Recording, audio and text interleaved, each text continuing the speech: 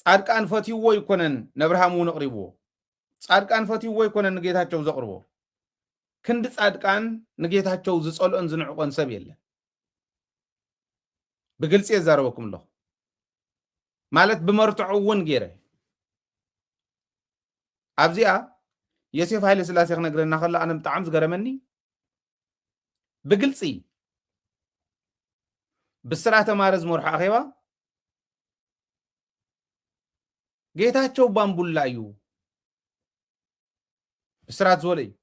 ባምቡላ እዩ ጻድቃን እውን ንጌታቸው ዘለዎ ንዕቀት ልዑል እዩ ግን ጌታቸው ሕዚ ይጠቅመና ይባሃላ እዩ ተመልከት